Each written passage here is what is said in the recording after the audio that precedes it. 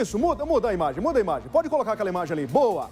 Já vamos direto para Pinhais, porque aqui é assim, o balanço geral é lá e cá, informação o tempo todo, direto para a calçada de uma cafeteria em Pinhais, região metropolitana de Curitiba. O que aconteceu ali, minha gente?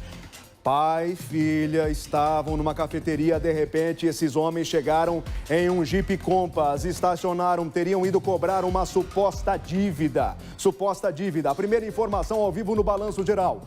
Foi uma tentativa de assalto frustrada. Mas como assim uma tentativa de assalto se não tinha arma nenhuma nas mãos daqueles que estavam dentro do Jeep Compass? Que história é essa? De repente, no andamento das informações, aqui ao vivo, foi tudo ao vivo no Balanço Geral, veio a outra suspeita. Peraí, tem uma dívida nesse caminho e os ocupantes desse carro foram até a loja cobrar a dívida do pai dessa jovem. Ele pegou um facão, foi para cima dos rapazes, quebrou o carro dos rapazes, o Jeep Compass, e agora a gente tem as informações, a atualização para você, né? O homem que emprestou dinheiro e foi para cima das vítimas, ele foi identificado, esteve na delegacia, foi interrogado e agora a gente vai ver qual é a versão dele para esse acontecimento em Pinhais. Acompanhe comigo.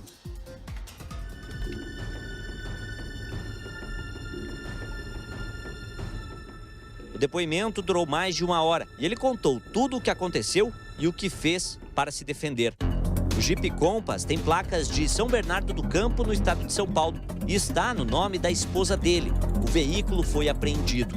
Ao delegado, o homem identificado apenas como Cláudio disse que foi até o estabelecimento para cobrar uma dívida de cerca de R$3 mil, mas negou ser agiota e disse que é apenas autônomo. Perguntei para ele a profissão, ele falou que é autônomo. Perguntei a ele se ele fazia agiotagem, ele falou que não. Que ele emprestou dinheiro para ela em razão de uma indicação de pessoas em comum.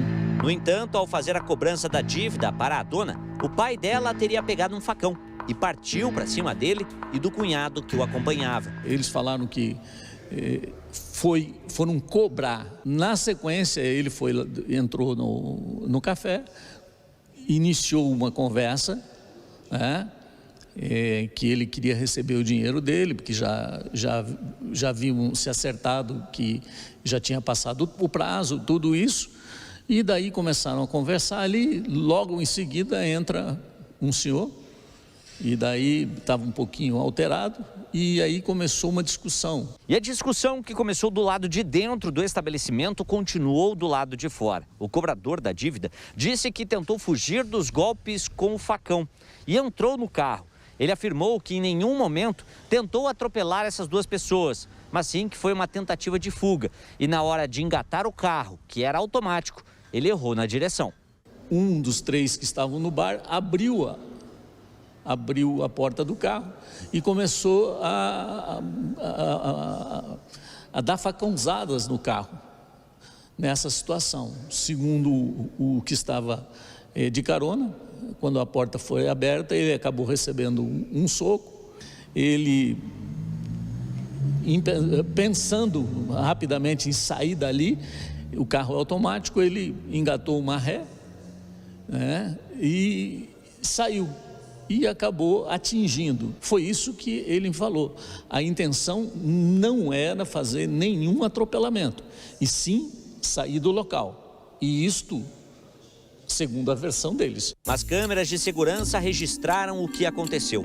Uma mulher, que seria a mãe da jovem, tenta abrir a porta. O motorista dá a ré, mas logo engata a marcha e atropela pai e filha antes de fugir.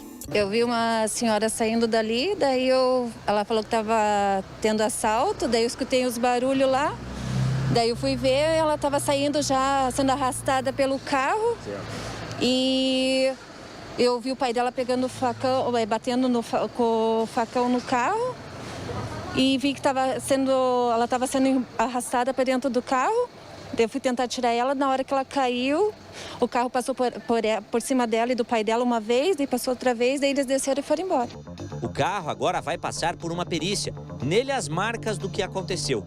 Vidro quebrado, retrovisores destruídos e marcas que seriam do facão utilizado.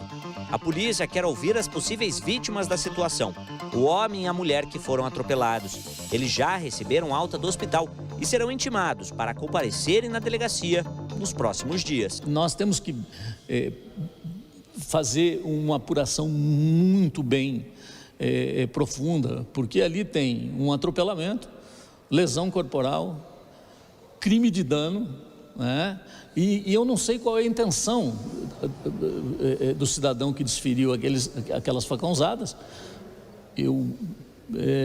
que pode até levar a ser caracterizada como uma tentativa de homicídios. Então, por enquanto, é muito prematuro eu dar juízo de valor sobre quem é quem e realmente o que aconteceu e que crime nós podemos atribuir a esses fatos.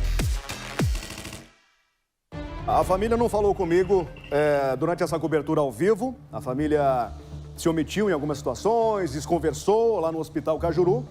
O Bittar também não conseguiu falar com a família e a gente está aqui na expectativa. Qual é, enfim, a versão de pai e filha nessa história? É o que está faltando aí, né, Tiago? Tá faltando, Daniel Santos. O seu José e a Caroline, a esposa, a filha, na realidade, pai e filha, devem prestar depoimento nas próximas horas ao delegado que está acompanhando esse caso, o delegado Ormínio de Paula, o delegado responsável por essa investigação de Pinhais. O que acontece é que, extraoficialmente, os policiais teriam conversado com o seu José no hospital quando ele foi levado, estava consciente, e ele teria confirmado aos policiais de que a filha vinha sendo ameaçada por conta dessa dívida de aproximadamente R$3.000. E o pai se sentiu, então, no dever de defender a filha no momento em que a menina foi cobrada lá no estabelecimento comercial. Partiu, como você acompanhou na matéria do Bittar, com o facão. O carro lá tem as marcas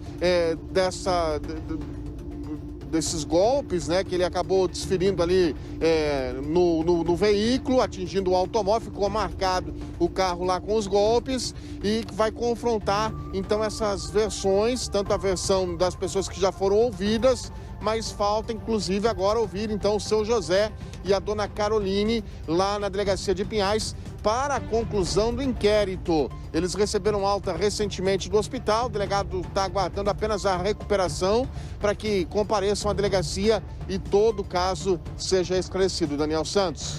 Obrigado, Tiago Silva. Por enquanto, doutora Márcia, empréstimo extra banco, extra financiadora, financeira, não caracteriza a agiotagem? Sim, a cobrança de juros com certeza caracteriza. Mas é algo que, olha, eu estou muito tranquila uma coisa, o doutor Ormínio, um delegado da minha turma, então, experiente, competente, né, minucioso, e não vai deixar nenhuma folhinha em cima de folhinha. Imagina. E isso a gente sabe que vai acontecer. Mas é claro, como ele disse, estamos num momento prematuro em que as versões ainda estão muito conflitantes. Enquanto elas estão conflitantes, essa motivação, tudo que ocorreu naquele momento, se realmente existe algum crime que nem tenha sido posicionado ainda até esse momento, é necessário ter essa calma, essa cautela, mas que está tudo muito mal explicado, isso ninguém tem dúvida, né, Daniel? Você viu lá aquela versão contada ao vivo aqui para nós do Balanço Geral da tentativa de assalto? Tentaram me assaltar, foi o que ela disse para a amiga. Sabe o que me disseram no local? Que a entrevistada ao vivo tinha interesse que essa versão dominasse a história. Você acredita nisso? Então, mais uma coisa para ser verificada também, porque a mudança de versão seria importante para alguém, né? Exato, exato.